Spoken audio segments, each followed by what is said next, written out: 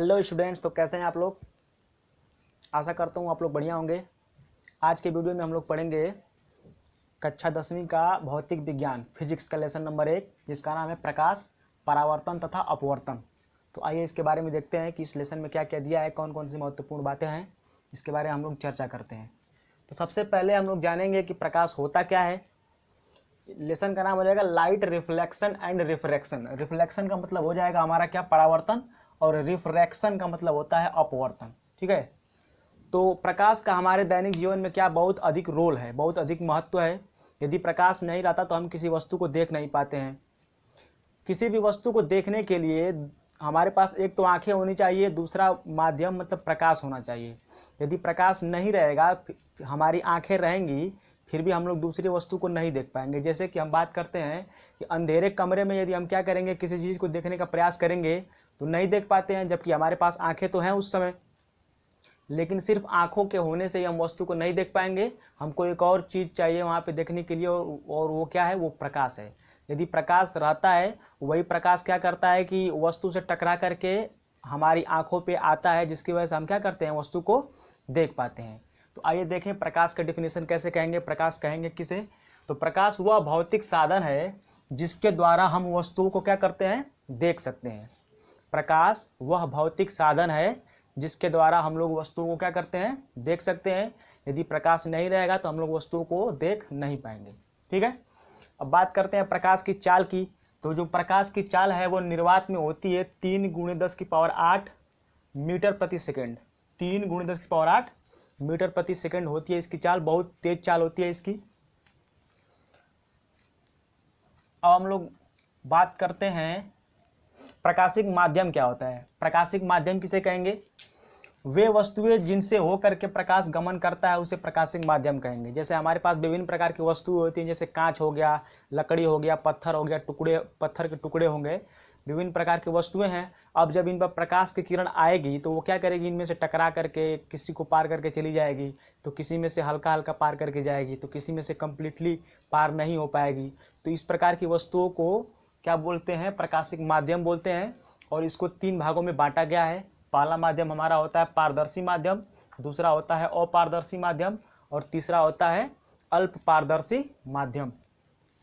तो पारदर्शी माध्यम किसे कहेंगे, ट्रांसपेरेंट मीडियम किसे कहेंगे, वह वस्तुएं, चाहे वे वस्तुएं जिनसे प्रकाश क्या होता है, पूर्ण रूप से आर पार चला जाता है, कंप्लीटली पास कर जाता है, उसको गुजर जाता है उसमें से, तो उसको क्या बोलेंगे, पारदर्शी माध्यम बोलेंगे। जैसे हमारा क्या हो गया, हवा हो गया, पानी हो गया और कांच हो गया। जब कांच पे क्या होता है कि प्रकाश की किरण इधर से आएगी तो ये क्या करेगी, इसको पार करके दूसरी तरफ चली जाएगी। इसको हम लोग ये हमारा जो यही तो हमारा माध्यम कांच है, ये क्या माध्यम हो गया। और ये जो माध्यम है कैसा माध्यम हो जाएगा, पारदर्शी माध्यम। क्यों पारदर्शी कहेंगे, क्योंकि प्रकाश इसमें से आ करके पूरा गुजर जा रहा है, दूसरी तरफ कंप्लीटली चला जा रहा है। तो ये हमारा माध्यम कैसा कहलाएगा, पारदर्शी माध्यम। ठीक है। अपारदर्शी किसे कहेंगे, ऐसा माध्यम, ठीक है, ऐसा माध्यम जिसमें से, चाहे ऐसी वस्तुएं जिसमें से प्रकाश जो है वो आर पार न जा सके, उसे हम लोग क्या कहेंगे, अपारदर्शी माध्यम कहेंगे। ठीक है। प्रकाश किरण इधर से जाएगी। अब ये मान लीजिए पेन ही है, अगर इसको हम लोग क्या करेंगे, इतना चौड़ा बना दे, प्लास्टिक का टुकड़ा ले लेंगे और इधर से प्रकाश की किरण को गुजारेंगे तो प्रकाश इसको आर पार करके उधर नहीं जा पाएगा। तो इसको हम लोग क्या कहेंगे कि ये क्या कर दे रहा है, प्रकाश को रोक दे रहा है। तो ये हमारा कैसा माध्यम हो गया, अपारदर्शी माध्यम हो गया। इसका एग्जाम्पल हो जाएगा हमारा क्या, पत्थर हो जाएगा, लोहा हो जाएगा, लकड़ी का टुकड़ा हो जाएगा। ठीक है। अब बात करते हैं अल्प पारदर्शी। थोड़ा ये गलत हो गया है, ये जो घिसा हुआ कांच है, ये घिसा हुआ कांच किसका हो जाएगा, अल्प पारदर्शी का है। अपारदर्शी में हमारा क्या हो जाएगा, लोहा हो जाएगा, लकड़ी हो जाएगा, पत्थर का टुकड़ा हो जाएगा। ये सब किस में आ जाएंगे, अपारदर्शी में आ जाएंगे। और अल्प पारदर्शी क्या होता है कि वे माध्यम जिसमें से प्रकाश की किरण कंप्लीटली आर पार नहीं होती, लेकिन कुछ न कुछ निकल जाती है, कुछ न कुछ गुजर जाती है, तो उसे हम लोग क्या कहेंगे, अल्प पारदर्शी माध्यम कहते हैं। जैसे बात करते हैं क्या, घिसा हुआ कांच। जैसे कांच को ले लेंगे, यदि बढ़िया कांच है तो उसमें से प्रकाश जो होगा पूर्ण रूप से आर पार चला जाएगा, तो उसको क्या बोलेंगे, पारदर्शी माध्यम हो गया। लेकिन इस कांच को हम लोग क्या कर देंगे, उसके सतह को थोड़ा सा घिस देंगे, रगड़ देंगे किसी सतह पे, तो वो थोड़ा सा खराब हो जाएगा। अब उसके बाद जो उसमें से प्रकाश किरण जाएगी वो पूर्ण रूप से आर पार नहीं जा पाएगी। आधी हो सकती है चली जाए और आधी हो सकती है न जा पाए। तो इस कंडीशन में हमारा वो घिसा हुआ कांच कैसा कहलाएगा? अल्प पारदर्शी। तो घिसा हुआ कांच जो हो गया वो हमारा कैसा हो जाएगा? अल्प पारदर्शी हो गया। और अल्प पारदर्शी का एक और एग्जांपल हो जाएगा, जैसे हम क्या करते हैं, कागज लेते हैं, कोई पेपर, तेल में भीगा हुआ पेपर, तेल में भीगा हुआ, तेल में भीगा हुआ कागज।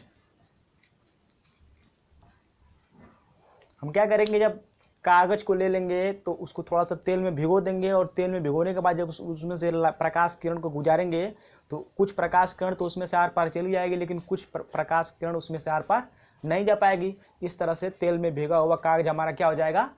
अल्प पारदर्शी। ठीक है, तो हम लोगों ने क्या देख लिया? प्रकाश किसे कहेंगे? प्रकाश वह भौतिक माध्यम है, चाहे वह भौतिक साधन है जिसके द्वारा हम वस्तुओं को क्या करते हैं? देखते हैं।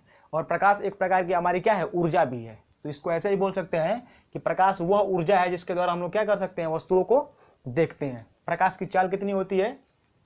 3 × 10⁸ मीटर प्रति सेकंड है यहाँ पे, और जब इसको किलोमीटर प्रति सेकंड में बदलेंगे तो 3 लाख किलोमीटर प्रति सेकंड भी होता है इसका। 3 लाख, याद रखेंगे इसको, 3 लाख किलोमीटर प्रति सेकंड, मतलब 1 सेकंड में वो कितना किलोमीटर जाएगा? 3 लाख किलोमीटर चला जाएगा, इतना तेज उसकी चाल होती है।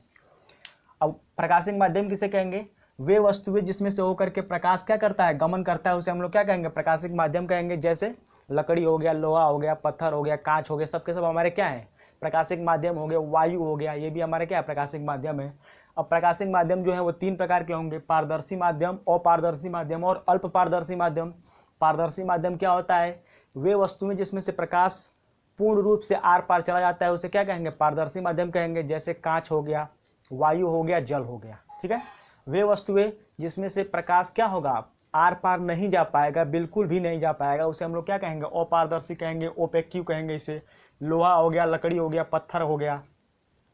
और अगला हमारा क्या है? अल्प पारदर्शी, इसको बोलेंगे ट्रांसल्यूसेंट। ट्रांसल्यूसेंट, ट्रांसपेरेंट, ओपेक्यू और ट्रांसल्यूसेंट। तो अल्प पारदर्शी किसे कहेंगे? कि वे पदार्थ जिसमें से प्रकाश की किरण कुछ आर पार चली जाती है और कुछ नहीं जा पाती है, तो इस प्रकार के वस्तुओं को हम लोग क्या कहेंगे? अल्प पारदर्शी माध्यम कहेंगे। जैसे घिसा हुआ कांच हो गया, और हमारा क्या? तेल में भीगा हुआ कागज।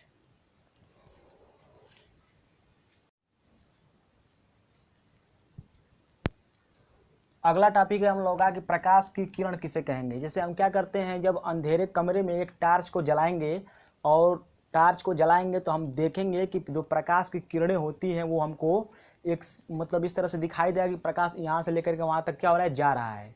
आप कभी भी घर पे क्या करेंगे, अंधेरे कमरे में एक टार्च ले करके जला करके देख सकते हैं कि जो प्रकाश की किरणें हैं वो सीधी रेखा में चलेंगी। ठीक है, तो प्रकाश की जो किरण है वो किसे कहेंगे, कैसे कहेंगे, परिभाषित कैसे करेंगे उसको? तो किसी माध्यम में एक बिंदु से दूसरे बिंदु तक प्रकाश जो होता है, जिस रेखीय मार्ग से होकर जाता है, उसे हम लोग क्या कहेंगे? प्रकाश की किरण कहेंगे।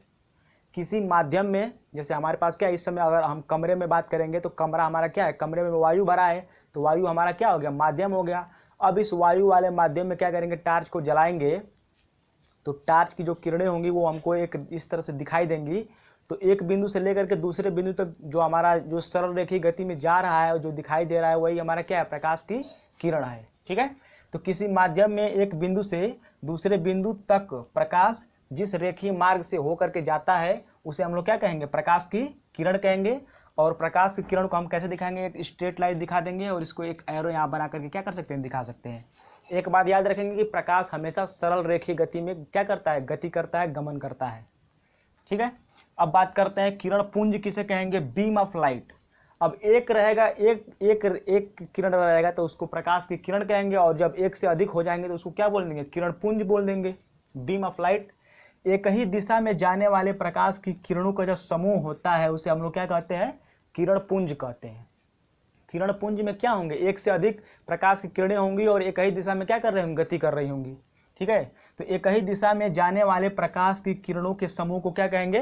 किरण पुंज कहेंगे। अब ये किरण पुंज कितने प्रकार के होंगे? 3 प्रकार के होते हैं। एक होता है अभिसारी किरण पुंज, दूसरा होता है अपसारी किरण पुंज, और तीसरा होता है समांतर किरण पुंज। अभिसारी किरण पुंज को अंग्रेजी में क्या बोलेंगे? कन्वर्जेंट।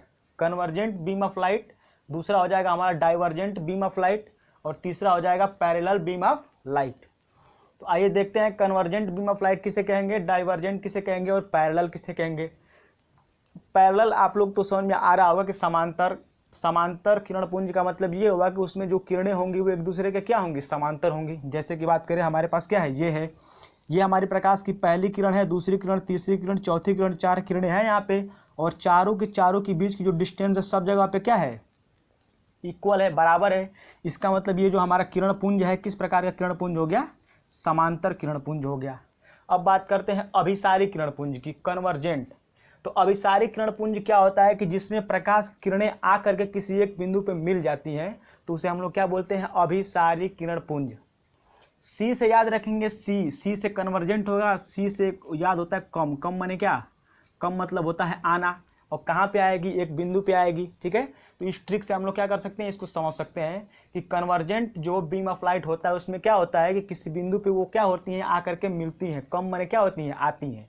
ठीक है, तो ये हमारा बिंदु हो गया, और ये हमारे क्या हो गया, प्रकाश की किरणें हो गई, और आकर के एक बिंदु पे क्या कर रही हैं, मिल रही हैं। तो ये हमारा किरण पुंज किस प्रकार का हो गया, अभिसारी।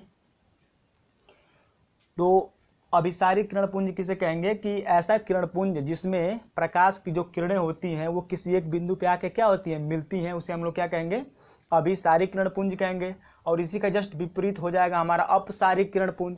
अब इसमें एक बिंदु पे आके मिल रही थी, तो अपसारी में क्या होगा कि एक बिंदु से हमारी क्या होंगी, दूर दूर जाएंगी, एक बिंदु से होकर के गुजरेंगी, जाएंगी। तो ये हमारा हो गया अपसारी। तो अपसारी किरण पुंज किसे कहेंगे, वह किरण पुंज जिसमें क्या होता है, प्रकाश किरणें किसी एक बिंदु से होकर के जाती हैं, किसी एक बिंदु से होकर के जाएंगी, तो उसे हम लोग क्या कहेंगे, अपसारी किरण पुंज यानी डाइवर्जेंट बीम ऑफ लाइट कहेंगे।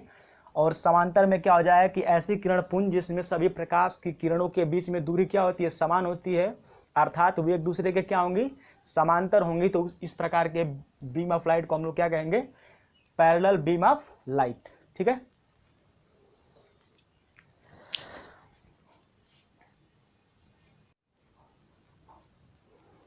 अब हम लोग का सबसे महत्वपूर्ण टॉपिक आ गया है, जो कि एग्जाम में बहुत बार पूछता है, आता भी है और इस बार भी आने की संभावना है, कि प्रकाश का परावर्तन कहते किसे हैं, what is reflection of light. ठीक है, आइए इसकी परिभाषा के बारे में देख लेते हैं। जब प्रकाश समांग माध्यम से चल करके किसी दूसरे माध्यम से टकराता है, किसी दूसरे माध्यम के तल से टकराता है। अब मान लीजिए कि हमारी क्या है, दीवार है। अब इस इधर से हमने क्या किया है कि इस पर से हम लोग क्या कर रहे हैं कि प्रकाश किरण को यहाँ पे क्या करेंगे, भेजेंगे। तो ये हमारा दीवार दूसरा माध्यम हो गया, और दीवार के पहले जो यहाँ पे वायु दिख रहा है ये पहला माध्यम है। तो इस पहले माध्यम से प्रकाश क्या कर रहा है, जा रहा है, और जा करके दूसरे माध्यम यानी दीवार पे क्या करेगा, टकराएगा। अब जब दीवार पे टकराएगा तो दीवार पे टकरा करके यदि वो पुनः क्या होता है कि पुनः पहले माध्यम में आ जाता है। ठीक है, मतलब प्रकाश इधर से गया, दीवार पे टकराया, और टकरा के पुनः क्या किया, पुनः वायु में आ गया। तो यही परिघटना क्या कहलाती है, प्रकाश का परावर्तन कहलाती है। जब प्रकाश समांग माध्यम से चल करके, समांग मतलब क्या, होमोजीनियस जिसको बोलेंगे, जैसे वायु हमारा क्या है, होमोजीनियस मीडियम है।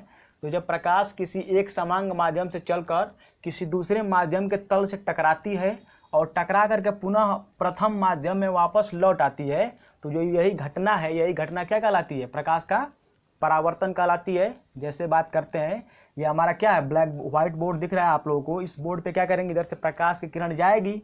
अब प्रकाश किरण इधर से आ रही है, तो जो इसके पहले माध्यम है कि नहीं है, जो हवा है ना इसके पहले, तो ये हवा क्या है, एक माध्यम हो गया, और जो ये बोर्ड है ये दूसरा माध्यम हो गया। तो इस हवा वाले माध्यम में से प्रकाश गया, बोर्ड पे टकराया दूसरे माध्यम पे, और टकरा करके पुनः वायु में चला गया। वायु पहले वाला ही माध्यम है, तो पहले माध्यम में से गया दूसरे माध्यम पे, दूसरे माध्यम से टकरा के पुनः पहले माध्यम में क्या हो गया, वापस आ गया। तो यही घटना क्या कहलाती है, प्रकाश का परावर्तन कहलाती है। कैसे लिखेंगे इसको, कि जब प्रकाश एक समांग माध्यम से चलकर किसी दूसरे माध्यम से टकराता है और टकरा करके पुनः पहले माध्यम में क्या करता है, वापस आ जाता है, तो यही घटना क्या कहलाती है, प्रकाश का परावर्तन कहलाती है।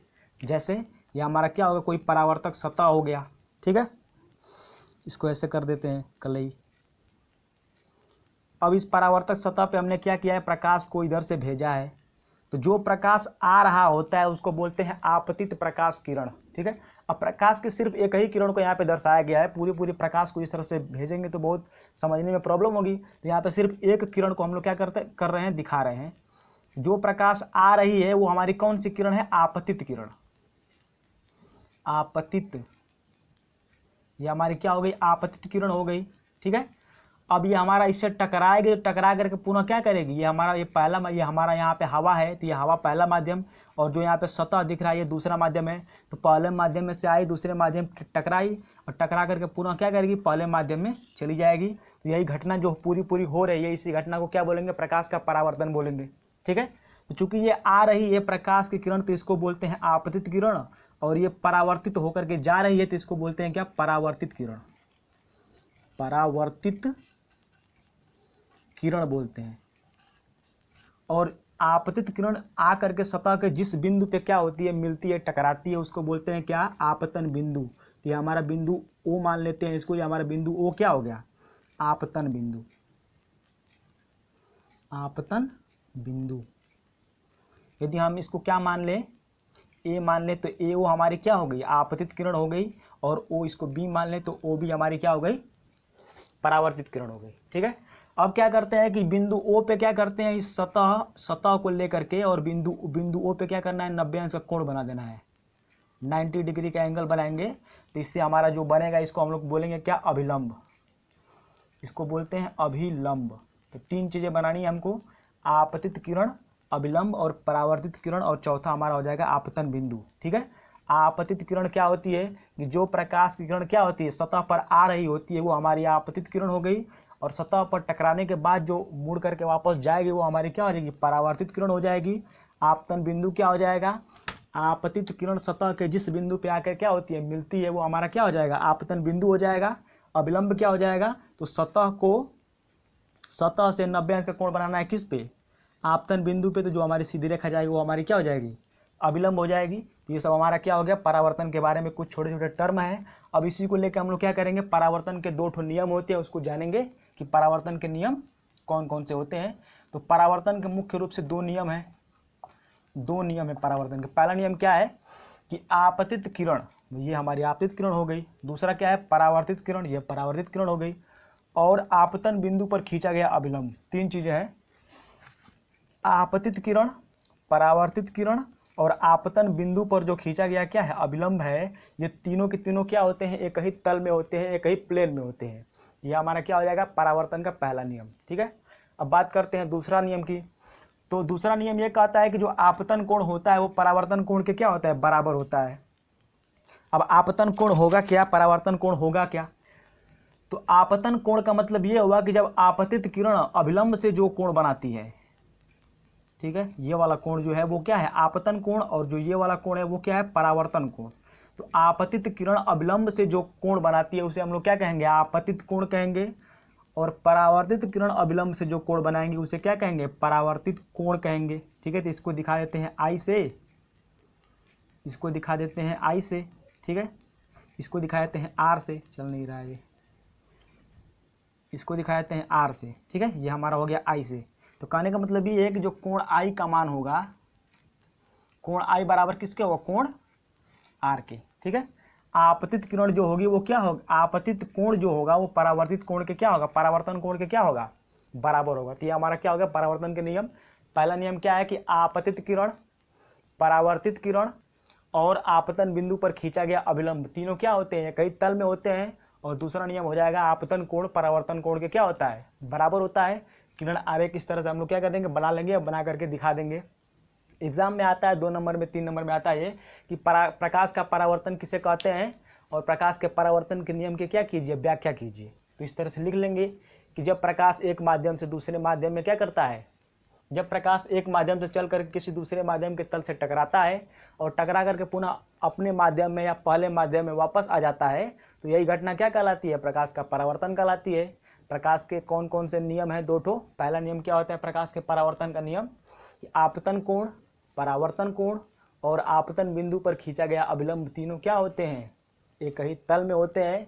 और दूसरा हो जाएगा कि आपतन कोण का जो मान होता है वो परावर्तन कोण के मान के क्या होता है? बराबर होता है। ठीक है, यदि आप लोगों को ये वीडियो अच्छा लगा है तो वीडियो को लाइक कर लें। यदि हमारे चैनल पर पहली बार आए हैं तो चैनल को सब्सक्राइब कर लें और बेल आइकन को दबा दें, ताकि हमारी आने वाले वीडियो की नोटिफिकेशन आप लोगों को मिलती रहे। बहुत बहुत धन्यवाद।